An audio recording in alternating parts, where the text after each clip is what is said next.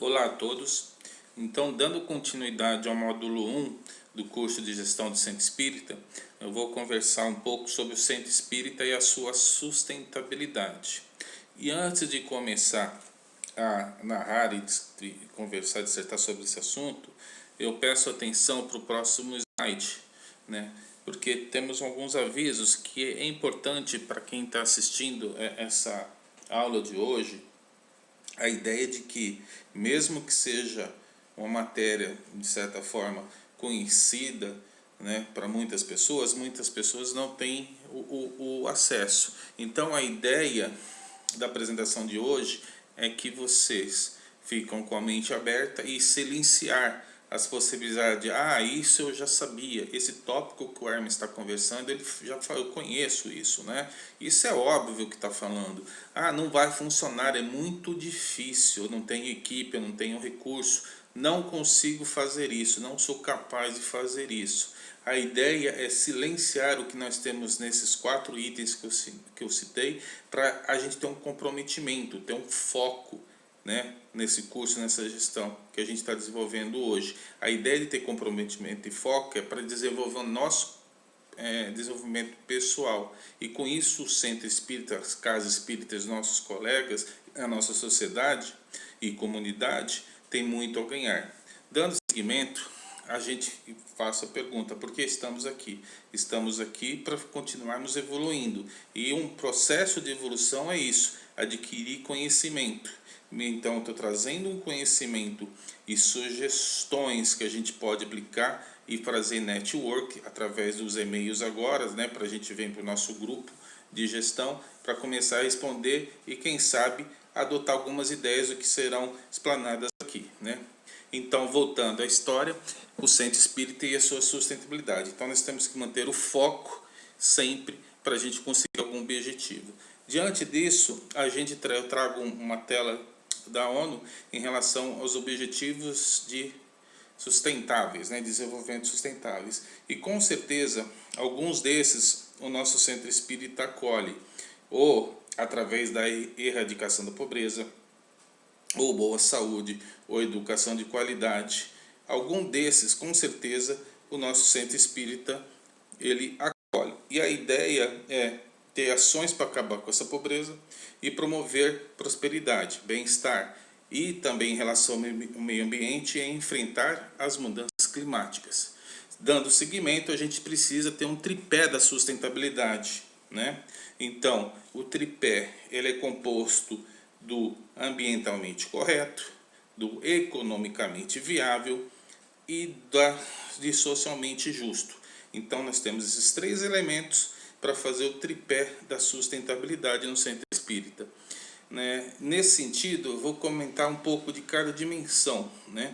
Nós temos a dimensão social, ela é considerada, né, como o Centro Espírita se comunica, se relaciona, minimiza seu impacto ambiental com o consumo e uso adequado dos recursos naturais, entre outros critérios, né? A gente vai entrar em cada eixo desse, dissecando mais em transversal. A dimensão social, né, ele abrange todas as questões da relação do Centro Espírita com seus empregados e voluntários, parceiros, voluntariados, etc. E ainda inclui aspectos de apoio à diversidade e à não discriminação de qualquer grupo social, seja no ambiente da casa espírita, do trabalho, nas esferas públicas, de ações, tá? E nós temos, por final, o critério de governança, que seria a parte justamente da prestação de contas em relação ao centro espírita, a administração, como a casa se atua em relação a manter a sustentabilidade da casa de forma econômica e financeira perante o voluntariado e a sociedade, claro. Então, dando seguimento, a ideia do centro espírita e a sua sustentabilidade tem a ver com o propósito, qual a dor da sociedade que podemos curar, ajudar, né, participar. Temos uma visão estratégica de como a gente vai poder elaborar e fazer dinheiro, né? E nesse sentido, tendo o propósito e uma visão estratégica, nós temos o impacto social. E o que é esse impacto social? Qual a diferença que o centro espírita, observando a sua sustentabilidade, pode fazer? Dando prosseguimento, nós vamos começar a falar um pouco da dimensão ambiental, né? Então muito se fala sobre a dimensão ambiental. Eu trouxe um cartaz do dia 5 de junho desse ano, que é o Dia Mundial do Meio Ambiente. E é um cartaz impactante, que ele fala: o clima está mudando, por que não estamos? Né? Então eu vou ficar no nível de Brasil, né? Não vou ficar relacionado. Na realidade, nós temos uma política ambiental muito interessante, muito eficaz, ferramentas eficazes. O que acontece são barramentos políticos, né, dentro do processo democrático. Então, existem situações que existe a dimensão ambiental, existe sim um caminho a ser trilhado, e esse caminho é longo. Eu trago aqui duas telas para mostrar o que eu acabei de dizer. Tipo, em 2010 tem um recorte que o Senado aprovou os resíduos sólidos, que lixo é problema de todos. Então, quer dizer, desde sempre, né, o Brasil, dentro das suas políticas ambientais, ela sempre buscou um status adequado perante o mundo, né? Ultimamente tem mudado um pouco. Eu trago aqui atualmente um recorte que a Associação Brasileira de Engenharia Sanitária e Ambiental, né, ela inclusive está impugnando agora, quando saiu o marco agora, que foi o marco legal do saneamento no Brasil, o presidente da República, ele sancionou alguns vetos em relação à lei 14.026. Então isso significa o seguinte: é uma lei que já foi transitada, é uma legislação desculpa, uma legislação que levou um tempo para ser elaborada e já aconteceu alguns vetos. Então, por isso que existem esses entraves entre uma parte de você ter a parte jurídica e a parte realmente na prática. Dando seguimento, só para mostrar como que a dimensão ambiental é complexa, principalmente num país continental como o nosso, e como cada um de nós, dentro da nossa comunidade, dentro das nossas casas espíritas, a gente pode fazer um pouco disso e somar num todo, né? Então, com esse segmento, a gente fala que a sustentabilidade, ela tem que ter uma consciência. E essa consciência, ela está mudando conforme o tempo. Por exemplo, ainda as pessoas utilizam o nosso planeta para buscar benefícios. Então, as pessoas exploram planetas, os recursos naturais, para buscar benefícios. Só que está havendo um momento de reciclagem de pensamento. E qual que é o momento dessa reciclagem de pensamento?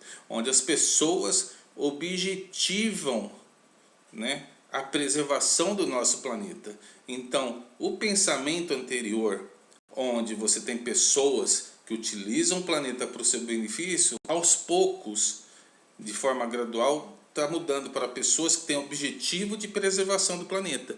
E nesse sentido cai muito bem a nossa dimensão ambiental no nosso centro espírita. Então nós temos que ter uma visão onde nós, espíritas, como pessoas, temos que objetivar, fazer nossas ações e sim preservar o planeta, né? Dando seguimento, eu trago o conceito de responsabilidade social, desenvolvimento sustentável e chegar no tripé da sustentabilidade. O que vem a ser a responsabilidade social? É o compromisso público de metas compatíveis com a sustentabilidade da sociedade, preservando recursos ambientais e culturais para as próximas gerações, respeitando as suas diversidades e promovendo a igualdade. Já o desenvolvimento sustentável, ele vem da ONU, onde diz que atender às necessidades do presente, sem comprometer a possibilidade de futuras gerações às suas próprias necessidades. Isso forma o tripé econômico, social e ambiental, que a gente tem que preservar.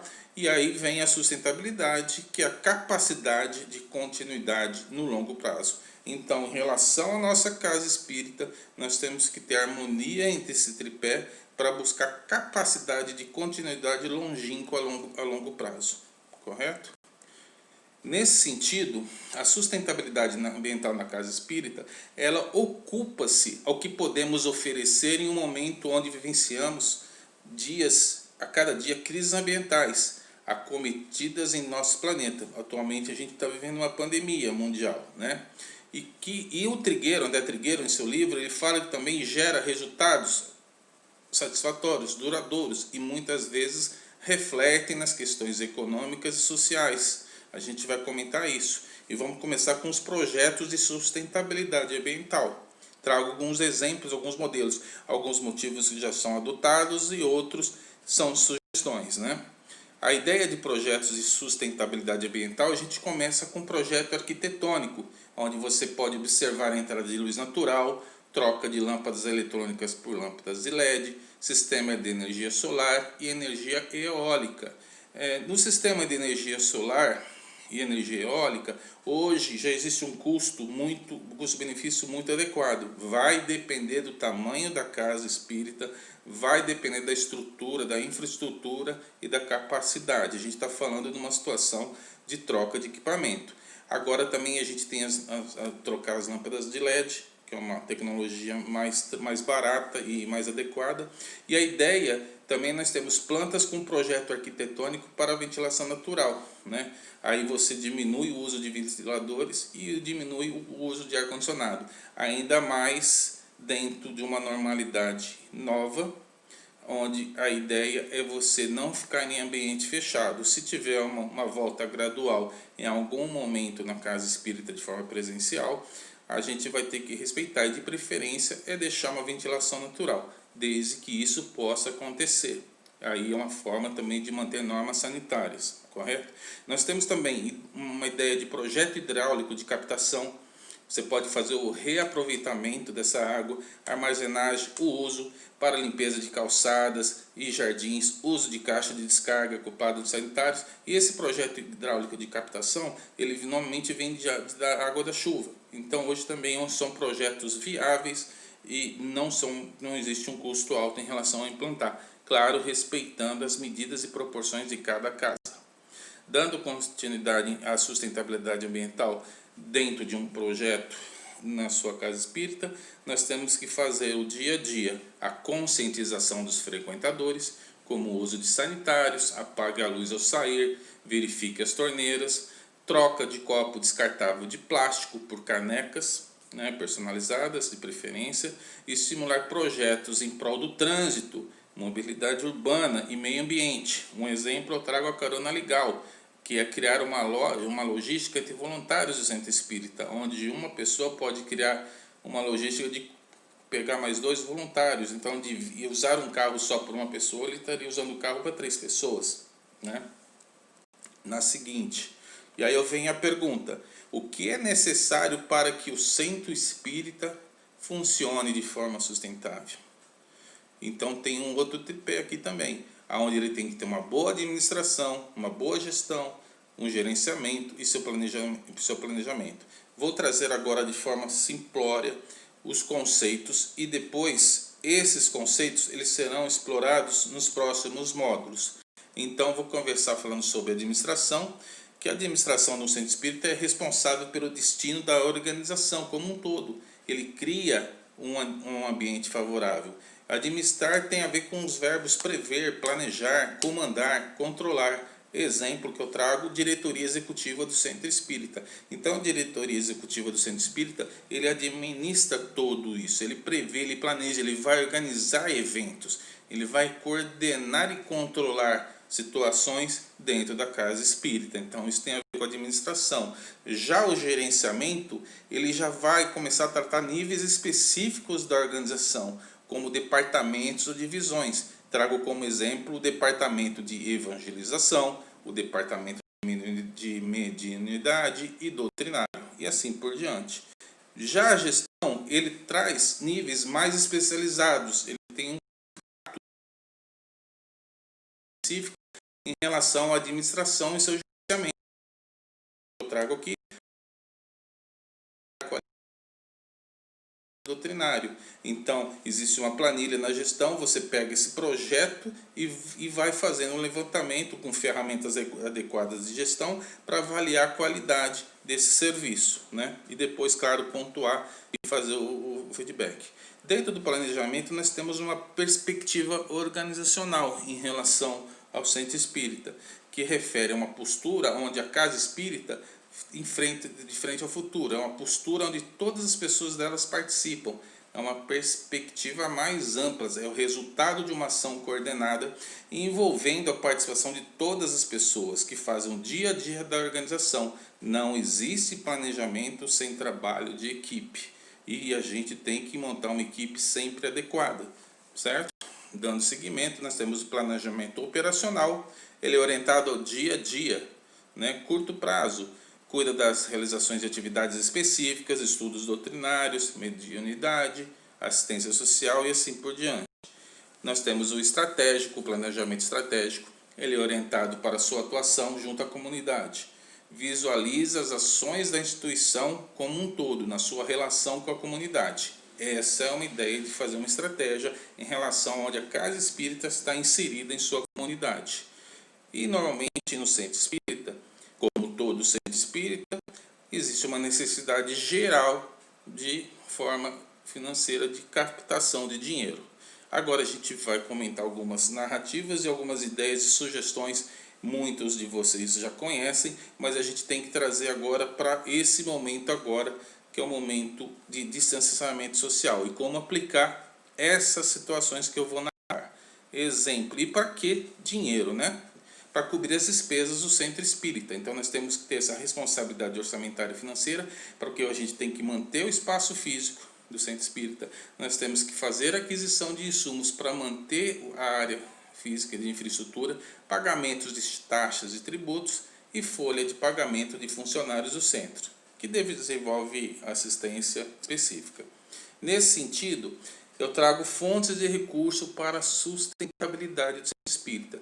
Normalmente as pessoas pensam que as fontes de recursos estão relacionadas só à origem e natureza do dinheiro. Na realidade não é só isso. Na realidade ela está relacionada a recursos humanos, com a qualificação do voluntariado, para exatamente dentro dessa qualificação a gente ter um voluntariado qualificado para conseguir ter uma autonomia e ter uma qualidade no nosso centro espírita. Além do mais, a gente precisa ter uma estrutura material, onde a gente precisa ter a edificação de preferência, alugada ou própria, sabe? A gente vai precisar de ter os equipamentos para fomentar tanto o ensino como as palestras, assim por diante, equipamento audiovisual e também a parte de imobiliário. Então a gente precisa de recursos para manter essas estruturas, as financeiras, o RH e as materiais que são estruturas. E dentro dessa fonte de captação de recursos, a gente traz as tradicionais, que são mensalidades dos associados, a comercialização de livros, realização de bazares, almoço e jantar ou jantar no sistema drive-thru ou take-out, né? Porque hoje, como citei anteriormente, a gente tem que desenvolver e fazer a captação desse recurso, mas mantendo o distanciamento social. E de que forma? No caso aqui estou trazendo sugestões de sistema pague e retira no sentido de frango no espeto, almoços, parceladas, certo, pizzas. Isso aqui tem toda a forma de você, desenvolver num sistema de você pague, cria eventos e você retira no momento. Isso é muito tranquilo de fazer. Sugestões de eventos ao vivo. Então isso que está acontecendo muito. Então você tem shows culturais, filmes, peças teatrais, bandas, palestras e podcasts. Dentro desses eventos ao vivo, existe sim a possibilidade de fazer os parceiros e você, dentro da inserção, dentro dos likes, dentro dos cliques, você sim fazer a arrecadação de algum recurso, inclusive com patrocínio, em relação ao que eu estou citando, certo? Dando continuidade, nós temos a forma financeira de captação de recursos, seja ela por poupança, renda de aluguéis de imóveis, bolsa de valores, debêntures e assim por diante, né? Nesse sentido, eu trago um exemplo da USE de Ribeirão Preto, que ela tem uma web rádio, Verdade e Luz, e ela vende, né, a publicidade em relação às inserções. Então, existe um quadro de inserções onde a pessoa pode, de forma pagar a propaganda e automaticamente a própria web rádio se autofinanciar e manter o serviço para nós espíritas, né? Também tem um exemplo aqui do lado em relação à seção de livros lidos, usados, tem os pedidos, existe a troca, então quer dizer, tem a livraria. Então hoje a gente se faz isso tudo de forma online, de forma por aplicativo, de preferência, ou por telefone mesmo, né? Estou vendo que tem uns telefones aqui, então pode fazer, aí faz o sistema pague e retire, ou depósito e assim por diante, né? Dando seguimento, eu vou falar um pouco sobre uma ferramenta de gestão que é o orçamento, né? Ela é estimativa, é a gestão baseada em estimativa de receitas, de custos e a definição de uma atividade de organização como elemento de orientação para decisões administrativas. E o que vem a ser isso? Para que é um orçamento? Para a gente conhecer as nossas despesas e a sua periodicidade. Para a gente conhecer a natureza das nossas despesas, identificar as fontes dessa natureza e com qual intenção? Buscar um orçamento adequado, um preço melhor para a gente ter um equilíbrio orçamentário. Então o planejamento orçamentário serve para definir com clareza quais são os nossos objetivos para determinada ação, quantificar esses recursos, quanto que a gente vai conseguir quantificar de recursos, identificar da onde provém essas fontes, né? Ajustar esses objetivos à fonte de recurso angariada, certo? E depois acompanhar esses fatos, né? Um modelo de excelência dentro de uma gestão e de um orçamento, é claro que você tem uma receita maior que uma despesa. Muitas vezes isso não é uma realidade, mas esse seria um modelo de excelência para uma casa espírita. Dando a sequência, a gente vai falar um pouco de contabilidade. O centro espírita sob a luz da contabilidade. Eu trago uma passagem de Obras Póstumas, aonde a seu tempo Kardec se preocupou com a questão dos recursos materiais e indagou o espírito da verdade se a sua proteção alcançaria também esse aspecto da sua vida. O espírito da verdade respondeu: neste mundo, a vida material é muito de ter-se em conta. Não te ajudar a viver seria não te amar. Quer dizer, em própria Obras Póstumas, está na página 336, né, já cita essa necessidade de você ter o mundo material e ter um recurso para manter um centro espírita. Dando sequência, né, o nosso centro espírita ele está no seu Código Civil de 2002, no seu artigo 44, inciso 4, onde centro espírita é considerado organização religiosa. E no seu inciso 4 ele cita que o centro espírita tem plena liberdade para fazer a sua criação, organização, estrutura interna e sua forma de funcionamento. Dessa forma eu entro um pouco na contabilidade, né, que é um instrumento de gestão, formalidade dos registros e tempestividade das informações. Principais funções da contabilidade: fornecer diversas informações úteis para a tomada de decisão dentro e fora do centro espírita, possibilitar o conhecimento de toda a estrutura econômica e financeira das entidades, registrar, demonstrar, organizar, analisar, modificar patrimônio em virtude da atividade econômica ou social em que o centro espírita ou a empresa exerça, e acumular e resumir através de registros dados relacionados com usuários internos e externos que envolvem o nosso centro espírita. Dando prosseguimento disso, eu trago o Sistema Público de Escrituração Digital. Como eu citei no início, não é uma aula de contabilidade. Estou trazendo elementos contábeis e esses elementos contábeis, dúvidas mais específicas, elas serão narradas principalmente na área jurídica, porque a área jurídica tem que trabalhar junto com a área contábil, certo? Então, aquela contabilidade tradicional que a pessoa conhecia, que achava que tinha um livro caixa, que podia fazer dentro ou não abrir uma parte contábil dentro de abre o centro espírita e vamos fazer dessa forma, de certa maneira isso está acabando e não tem como mais tocar dessa forma um centro espírita sem uma escrituração contábil digital e sem ter um contabilista, um escritório, um serviço, mesmo que esse contabilista seja dentro da casa ou seja voluntariado, mas ele tem obrigações legais para cumprir perante o fisco. Então, desse sentido, eu trago só para apresentar, ilustrar o que é o SPED, que é o Sistema Público de Escrituração Digital, um histórico que diz que ele veio para integrar as administrações tributárias em 3 esferas governamentais: a federal, a estadual e municipal. Ele veio estabelecer um tipo novo de relacionamento com reflexos positivos para toda a sociedade. Veio promover a integração entre os fiscos, e tornar mais céleres as identidades de ilícitos tributários. Com isso, tem uma sopa de letrinhas aqui que eu só trouxe na tela para a gente entender um pouco, se familiarizar. Então nós temos hoje tudo de forma digital: a escrituração contábil digital, a fiscal digital, a escrituração fiscal digital de contribuições, né?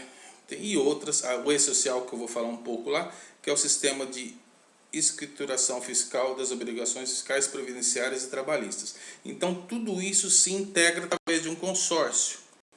Cadê? Aqui. Aqui é mais ou menos o sistema, a escrituração digital do terceiro setor. Existe a escrituração digital não sendo o terceiro setor, tem alguma coisa a mais, mas em princípio essas situações, essas ferramentas que um SPED de terceiro setor utiliza, correto? Dando seguimento, lembrando que dentro da legislação dos sem fins lucrativos e existe o centro espírita, ele pode, dependendo do que ele estiver enquadrado, ele tem imunidade ou isenção, e às vezes as duas situações no qual a instituição é enquadrada. A previsão de imunidade está no seu artigo 150 da CF, que diz que existe imunidade, pode ocorrer imunidade federal, estadual e municipal, tipo IPTU, ISS, TBI, né? E é proibido, no seu artigo 150, fala que instituir imposto sobre templos de qualquer culto, né?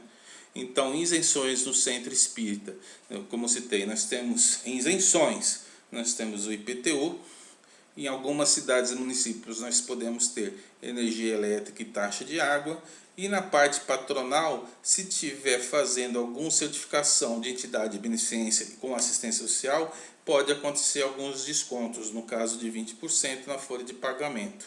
Existem várias situações, a legislação ela muda constantemente e isso vai ser tratado na parte jurídica nos últimos módulos, tá?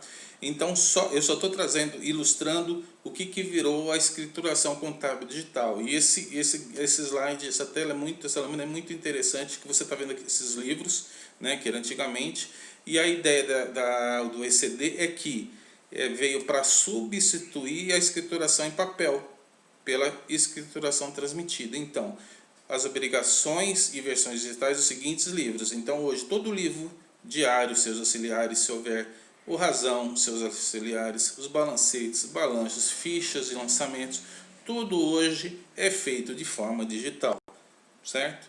Trouxe uma curiosidade da importância disso, que dentro do ECD e do ECF, isso vai ser narrado e citado com mais detalhe lá no final, no curso jurídico, existe multa. Eu peguei só um exemplo aqui, porque tem até percentuais conforme o enquadramento, né, da receita, mas eu só peguei esse, R$500 por mês calendário, se atrasar, mesmo se tiver atividade imune isenta, mas se atrasar a declaração. Então, quer dizer, tem o ECD, o ECF existe em prazos para ser entregue, atrasando isso ocorre multa. Eu só peguei essa de R$500 só para ilustrar, né?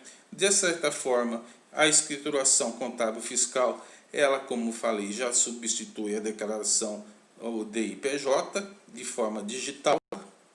E quem são os signatários da escrituração fiscal? São obrigatórias 2 assinaturas. A importância do contabilista, óbvio, e de uma pessoa jurídica. Então hoje tudo de forma eletrônica, certificação digital. Alguns casos você pode até ter assinatura, mas acontece que isso foi ultrapassado, então hoje normalmente o contabilista entra com seu certificado digital e a parte jurídica o outro certificado.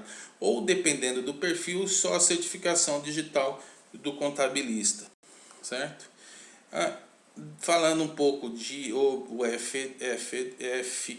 EFD, que é a escrituração fiscal digital de contribuições, e mesmo sendo imune ou isenta, existe uma obrigatoriedade. Só estou trazendo isso, não vou falar a lei, existem instruções normativas. O que eu estou querendo dizer é o seguinte, que o intuito é mostrar que existe a legislação dentro de uma escrituração fiscal digital e tem a necessidade de ter um serviço contábil para fazer essas exigências legais, tá? O que deve ser escriturado, mesmo tendo receita, independente de ser tributado ou não, isso é uma legislação. Então, quer dizer, existem normas. Exemplos aqui de demais receitas aferidas com incidência de contribuição social. Só estou trazendo 3 aqui. Receitas financeiras auferidas no período. Isso pode ser através de leilão, de bazar, venda de livros. Receita de aluguel, que a gente falou que estava lá no financeiro. Outras receitas aferidas, operacionais ou não. Então, isso tudo tem que ser transmitido. Então, tem que ter um serviço contábil para fazer isso. E isso tudo é triangulado e vem para o sistema de e-social, que é um sistema de escrituração para obrigações fiscais, previdenciárias e trabalhistas. Então, qual que foi a ideia, né? A ideia foi fazer um consórcio entre o Ministério do Trabalho, Receita Federal, Previdência Social, a ACEF, que é a gestora do Fundo de Garantia, informações trabalhistas fiscais e previdenciárias para um único banco de dados. Então a ideia de fazer tudo, gerar toda essa situação, consolidar e mandar via esses dados da internet, né? Então o SPED no terceiro setor, como falei, é um consórcio do qual fazem parte o Ministério do Trabalho, do Emprego, a Previdência Social, o INSS, a Receita Federal do Brasil e a CEF como Conselho Curador, certo? E aí, tudo o que eu falei significa o seguinte, existe o contabilista, existe o dirigente da casa espírita, o presidente. E alguns centros espíritas têm a parte administrativa, pela função, pelo tamanho ou pelo que ele oferece de serviço de assistência social. A ideia que eu quero trazer da parte contábil, ela vai ser narrada com detalhamento na parte jurídica, porque eles trabalham junto. Mas o que é importante é que o dirigente, ele tem que fazer essa prestação de contas. Então, ele tem que fazer uma prestação de conta para o associado, que paga a mensalidade, ele tem que fazer para o colaborador, para o voluntariado. Por que tem que fazer? E de preferência, como está aqui em tela, elaborar um relatório mensal, onde você tem receita, tem as despesas, onde foi alocado as fontes de recursos, né? E também detalhar essa situação, porque a ideia é proporcionar total transparência em relação aos recursos recebidos e a sua destinação. Você tem que justificar a boa vontade de todos os que contribuíram no trabalho. Isso dá motivação, sabe? Isso é o ideal onde os recursos envolvem terceiros, certo? Dessa forma, dando seguimento em prestação de contas, a transparência na demonstração de receitas e despesas é requisito essencial. A falta de informação gera insatisfação pelos colaboradores, comentários fora de propósitos, né? Não vem ao caso nem citar aqui, mas a gente já está imaginando a cena, e possibilita a oportunidade de desvios. Nesse sentido, eu trago 3 itens, né?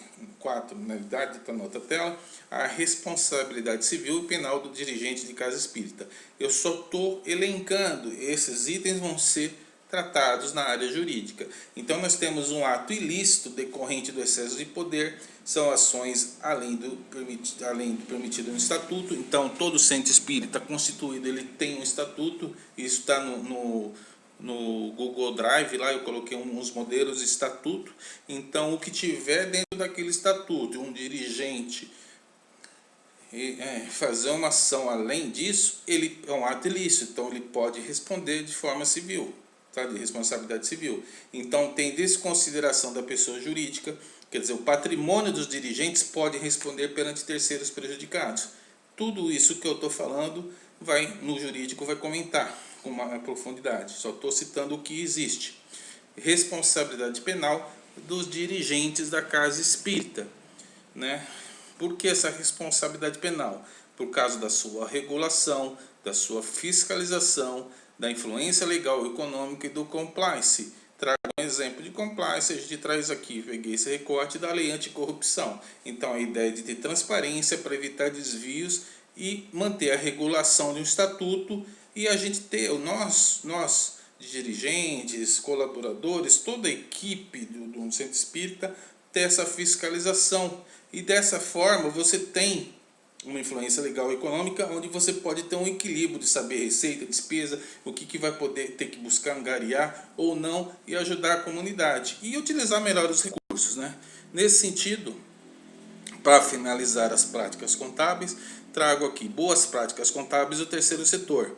Então nós temos a casa espírita. O ideal seria você ter uma contabilidade por projeto, onde você vai ter sistemas integrados, né?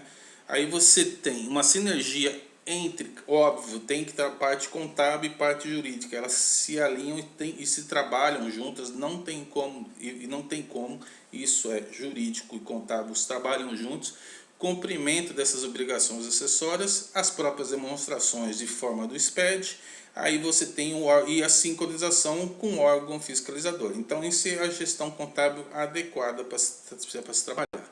Vamos falar agora um pouco de sustentabilidade social. E o que é a sustentabilidade social?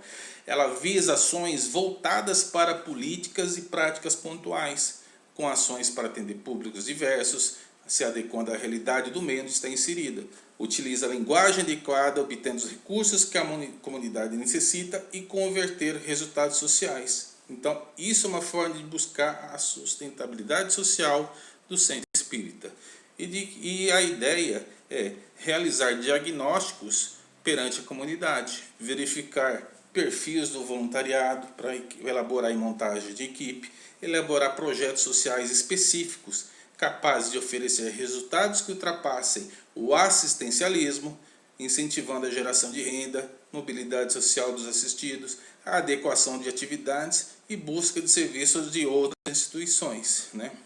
A sustentabilidade social continua sendo o papel social importante de um centro espírita. Ele pode estar ligado à oferta de cursos e oficinas, cessão de espaço para a e outras orientações à saúde, reforço escolar, visita a hospitais, casa de repouso, presídios, ONGs. No outro segmento, qualidade e linguagem do ensino doutrinário. Deve-se pensar no público de destino e no meio de divulgação a serem utilizados, diante de um público que pode estar ou não habituado às novas tecnologias. Isso é uma situação que nós, dentro da Casa Espírita, temos que começar a trabalhar, né? Novas tecnologias. Nesse sentido, eu trago dentro da responsabilidade social algumas sugestões, né, do nosso voluntariado.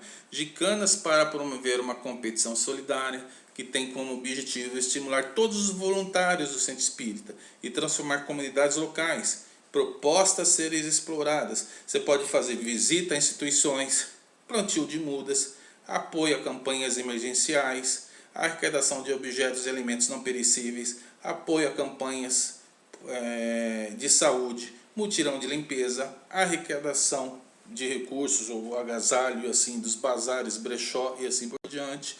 Outra ideia de responsabilidade social onde o Centro Espírita e seus voluntariados podem trabalhar. Criar grupos específicos com equipe multidisciplinares, profissionais liberais, de carreira, comércio, indústria, rural, etc. Com qual intenção? Buscar ensinar e trazer habilidades que qualquer pessoa precise, ainda mais um tempo hoje de pandemia, com esse alto índice de desemprego, milhões de brasileiros desempregados, independente da área de atuação, para alavancar sua carreira através de workshops com os seguintes temas. Um exemplo, modelo, inteligência financeira, protagonismo, inteligência emocional e vendas. Como a gente foi narrado ao vivo lá sobre a mocidade, uma ideia para a mocidade, não precisa ser a mocidade, mas segue. Talentos de futuro em TI, qualificar os jovens em 3 áreas tecnológicas: suporte, infraestrutura e rede, programação de aplicativos e implementação com orientação para empreendedorismo. É um foco, é uma ideia hoje e não tem volta. Então o nosso Centro Espírita, a nossa casa, ela tem que trabalhar a parte de TI. Então é um caminho, uma entrada talvez para fazer captação de recurso humano, tanto para o nosso Centro Espírita como para conhecer a doutrina. Sabe? dando seguimento, eu trago aqui um exemplo de responsabilidade social. Incentivar e coordenar fabricação case, né, para ser exato. Incentivar e coordenar fabricação de máscaras para a população em situação de rua e carcerária, enquanto permanecer a necessidade pela Covid-19. Bem, vamos incentivar e vamos fazer fabricação de máscara para a população? Vamos, adequado. Sim, mas qual que é a responsabilidade social sobre isso? Não basta só coordenar, fabricar. Você tem que fazer a cartilha. Eu trago aqui, ó, como fazer um descarte de máscara, que tipo de tecido que usou. Em outra tela tenho aqui como a forma de usar máscara, no caso de máscara de tecido, a forma de fazer a sua higienização, a forma sanitária adequada. E sim, a responsabilidade social, ela vai mais além, ela vai para o mundo. Um exemplo que eu trago aqui, um vídeo de um documentário que eu peguei na BBC, que fala que as máscaras que você joga podem até acabar matando uma baleia. Vou passar esse vídeo, que é muito importante, explica o que eu estou falando. We have the coronavirus and all these masks are now washing up on the beaches.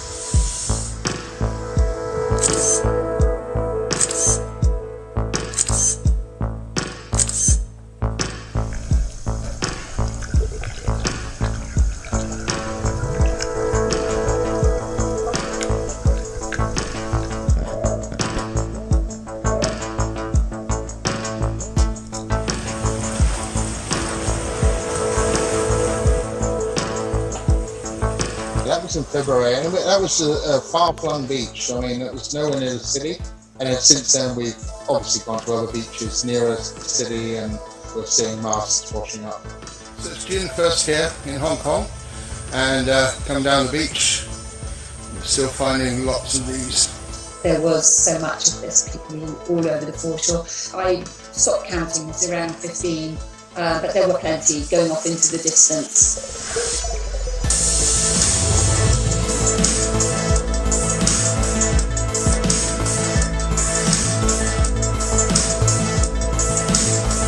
It's important to understand we had a tremendously grave crisis before the pandemic even started in terms of plastic waste in the ocean. And now you take the global pandemic. At the current rate, we're putting 129 billion, I'm saying billion, face masks into the environment every single month. 65 billion plastic gloves into the environment every single month. A significant portion of those will be disposed of improperly and will wind up in the ocean.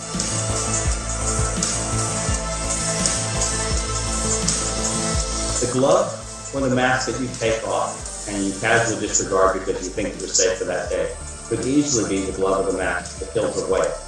So understand that the simple human act of indifference or of safety may have a tremendously deleterious effect on the other end.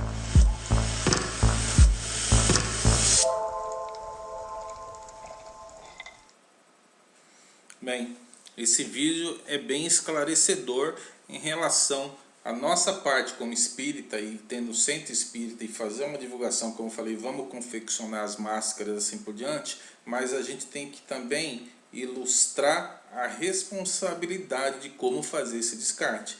E a prova está aí desse absurdo do que aconteceu, do que está acontecendo no mundo, né? E aí, dentro da sua responsabilidade social, continuando, eu pergunto, estamos na época da pandemia e a gente vai parar a roda? Não tem como. Trago alguns recortes, né, de que como o trabalho remoto, o home office, ele está em alta e é uma coisa que provavelmente não vai ter volta. E com certeza isso já está acontecendo nas nossas casas espíritas e vai ser incorporado. É uma coisa que não tem volta. Então, quer dizer, trabalho remoto é uma realidade inevitável. Estamos nos adequando ao normal, certo? E nesse sentido, eu trago as ferramentas, alguns ícones que a gente tem, algumas ferramentas e plataformas que a gente interage, né? Para fazer reunião, para fazer lá ao vivo, etc. E também trago um pouco para falar sobre o Use Connect. Isso vai ser batido, porque é uma ferramenta da USE de São Paulo, do Estado de São Paulo, que tem essa parceria de ferramenta digital junto com a TI. A ideia é proporcionar ações de divulgação, de estudo, gestão e relacionamento para os trabalhadores e dirigentes das casas. Então, quer dizer, através de reuniões virtuais e eventos, certo? Então, quer dizer, não tem mais volta, esse é o novo normal. A prova disso, trago a revista, a capa de agosto aqui da revista Dirigentes Espírita, da USE de São Paulo, a nova imagem, o tema, a capa é a nova imagem das reuniões dos centros espíritas. A pessoa com laptop, e aí essa integração, não tem mais volta em relação a isso. E por que não tem mais volta? Dentro da sua sustentabilidade social. O centro espírita precisa manter os frequentadores ligados à casa, até porque suas necessidades não passaram. Continuar o contato com os frequentadores e trabalhadores da casa é primordial para assegurar a volta das atividades de forma gradual e com segurança sanitária. Então a ideia hoje de você estar conectado e estar online é através de palestras, utilizando redes sociais, realização de grupos de estudos online, criação de grupos nos aplicativos de comunicação para envios de artigos, notas, links, etc. É muito importante no momento atual de pandemia e distanciamento social que nós estamos vivendo. E a ideia de sustentabilidade social está relacionado para o colaborador, para o voluntariado, para o dirigente, para garantir que todos tenham a mesma experiência de trabalho. Todos tenham a mesma experiência. Todos, todo mundo saberá exatamente o que está acontecendo. A equipe terá tudo o que precisa para fazer esse trabalho e todos terão a oportunidade de participar das discussões e decisões. Tá. Um exemplo de sustentabilidade social aqui em Ribeirão Preto, da USE, RP. Ela criou um programa de relacionamento. Participe, Qual que é a ideia desse programa de relacionamento? Visa manter as atividades no presente e também melhorar as ações da divulgação do espiritismo e ampliar os trabalhos em prol das instituições e do movimento espírita.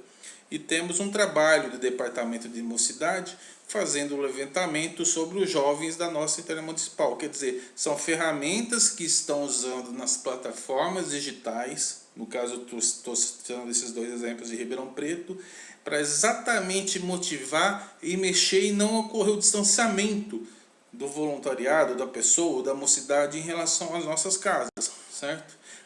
Ok, entendi. Na prática, como isso funciona, certo? Então, vou fazer um quiz com vocês aqui. Eu tenho uma equipe com 10 pessoas. Por coincidência, nesse dia a gente foi lá no centro espírita, vamos fazer limpar o centro, cuidar dele, entregar uma cesta básica, algum serviço qualquer. Então, dessa minha equipe de 10 pessoas, 9 foram trabalhar na sede no dia. Uma está em home, sabendo que ia ter essa situação no centro espírita. E de repente aconteceu algo de urgência, caiu uma mensagem, recebeu um e-mail lá, e você tem que fazer uma reunião para decidir um rumo de um projeto de evangelização. Por que você tem que fazer essa reunião breve, rápido? Porque vamos supor que fosse uma quinta e você tem que dar uma resposta para um terceiro até segunda-feira para começar a adotar esse projeto. O que você faz? Qual a melhor decisão? Agilizar. Você, com as 9 pessoas, se reúne na sala de reunião, decide e depois você passa para o membro que não foi o projeto, que faz parte desse grupo. B, você e todas as pessoas da sua equipe, cada um no seu laptop, fazem uma reunião por videoconferência para tomar decisão. C, você e as 9 pessoas vão para a sala de reunião, abre uma videoconferência, projetam na tela e convidam um membro do home office para tomar a decisão em conjunto. Bem, muitas pessoas provavelmente já estão com essas lâminas em posse, já sabem a resposta, mas talvez olhando friamente que era para fazer ao vivo, escolheram talvez a resposta C.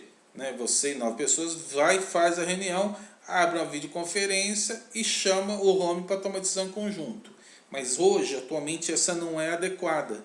Por que não é adequada? Qual que é a resposta certa? Você e todas as pessoas da sua equipe, cada um no seu próprio PC, fazem uma reunião por vídeo para tomar decisão. E por que a B e não a C? Primeiro, a ideia é distanciamento social. Então não faz muito sentido eu estar aglomerando 9 pessoas para fazer uma reunião. Não. Essa é a primeira coisa que você fazer. Segundo, você tem que estar para todos, você tem que ter um sentido de igualdade. Então, se eu estou 9, eu estou em casa, eu sei que vocês vão soar até diferente. Ah, mas eu não me importo com isso. Mas, de certa maneira, para ter uma igualdade, o certo seria cada um... 4 horas da tarde agora. Então, vamos marcar essa reunião para 18 horas. Todo mundo 18 horas, o tema é esse, sobre a evangelização, 18 horas. 18 horas a gente decide entre 18 e 19.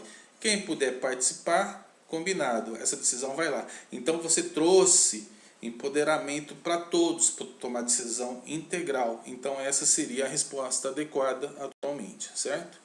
Nesse sentido, o que eu quero dizer? A ideia é, a gente tem que cuidar das pessoas, não das coisas. A gente tem que usar as coisas e não as pessoas, tá? Para terminar, eu vou falar um pouco de desenvolvimento sustentável e trago uma relação à fome, né? Dados de 2014 fala que nós tínhamos 52 milhões de brasileiros que viviam em situação de segurança alimentar em 2014. Pensa hoje com essa situação de pandemia. Então, em 2014, nós tínhamos dados de 52 milhões que viviam em situação de segurança alimentar. 5 milhões, dados da FAO de 2019, 5 milhões de brasileiros passam fome por dia. Dados de 2019, quer dizer, o ano passado. 26 milhões de toneladas são jogadas fora por ano no Brasil de alimento.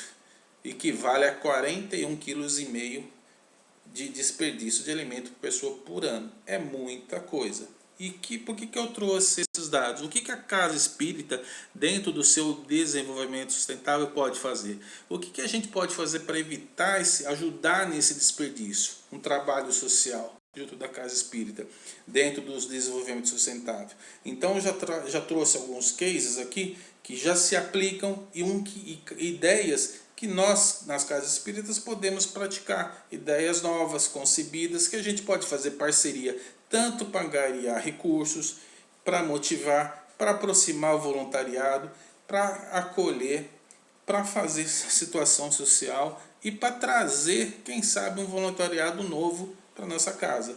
E quem já ajuda com o trabalho que eu estou falando? Existe banco de alimentos, plataforma de conexão entre doadores e receptores de alimentos e plataforma de receitas, dicas, serviços de entrega. Eu trago dados aqui só para ilustrar. Bancos de alimentos, no caso aqui vou falar em São Paulo, né? Banco de Alimentos Associação Civil esse levantamento eu fiz do começo do ano, final do ano passado. Eles entregaram 7 mil toneladas em 20 anos, não correu nenhum problema jurídico. Isso eu vou citar um pouco mais para frente, que seria esse problema jurídico. 22 mil pessoas foram assistidas por ano. Eles têm projetos de colheita, educação e conscientização. Então, a ideia de banco de alimentos, no caso o Ribeirão Preto tem também, seria as casas buscarem parceiros e forma de trabalhar isso, forma institucional, de você dar motivação. E automaticamente você conseguir com esses alimentos assistir as pessoas e você também consegue desenvolver uma outra linha de rede social. As plataformas, como foi falado, de conexão. Existem plataformas logísticas que hoje com aplicativos você consegue trabalhar o que vai de um local, que vai alocar de alimento para o outro, que pode ser o desperdício ou não, e você consegue fazer uma logística dentro do centro espírita, de pessoas e voluntariado, e fazer a captação desse recurso e nem passar pelo centro espírita, sim você fazendo o gerenciamento e já direcionando a forma correta, levando justamente, você só faz o intermédio, ele já leva para o pessoal, para a comunidade que precisa. Plataforma de receita e dicas de culinária. São ideias que eu estou falando aqui, sugestões, ideias só para fomentar, fazer o famoso brainstorm, né? Então nós temos aqui plataformas de receita, onde o voluntariado pode criar receitas, entrar, aqui se trouxe home chefs e outras coisas, onde você consegue com um clique vincular sua casa espírita e ganhar alguns centavos de recursos, né? Você tem os deliveries de entrega, que também é possível fazer essas parcerias, tá? E aí, só para finalizar, eu falo o que é o AIA, que é aproveitamento integral dos alimentos. A ideia é usar talo, a ideia é fazer manual, a gente tem que divulgar isso é muito limitado. E de repente a gente pode fazer de forma social, fazer algumas palestras, algumas aulas para essa sociedade que está precisando de alimentação. Outras ideias, né? A gente pode conseguir fazer captação desse tipo de alimento que vai, supostamente na forma visível é defeituoso, só que ele continua com os mesmos nutrientes. Então a ideia é você, mesmo que esse alimento, fazer essa captação. Você consegue fazer a sopa, você consegue fazer salada, sabe, e várias outras situações de arrecadação, né? E aí, para terminar, que eu falei lá em relação à parte jurídica, né, o dentro do desenvolvimento sustentável, para terminar, trago aqui que dentro dessa pandemia, porque antes os restaurantes, a situação de alimento, eles não podiam fazer doação, eles tinham que jogar fora, por causa que a lei regulava isso, para evitar um problema sanitário e tal. E hoje, com a pandemia, veio projetos de lei que autorizam o restaurante a doar essas sobras de alimento. Claro que tem uma normatização. E essa normatização, ela tanto eu trouxe esse recorte de Santa Cruz, mas ela também saiu no Diário Oficial da União. Então tem um regramento, e dentro desse regramento a gente pode muito bem fazer aquilo que eu falei, buscar dentro de um iFood ou outras coisas de restaurante, fazer uma captação, fazer uma parceria, criar junto com a mocidade, um exemplo. Eles criarem um aplicativo onde consegue fazer essa triangulação, e essa situação você consegue já direcionar essa sobra com os motoqueiros ou quem for entrega para determinada comunidade, determinada casa que necessita de alimento. Então hoje tem legislação para isso. Para finalizar, último slide, só para curiosidade, 135 milhões de pessoas no mundo vivem em segurança alimentar, né? E a ONU estima que esse ano, por causa dessa pandemia, esse número passa de quase 265 milhões. Mais de 20 mil pessoas morrem de fome por dia no ano.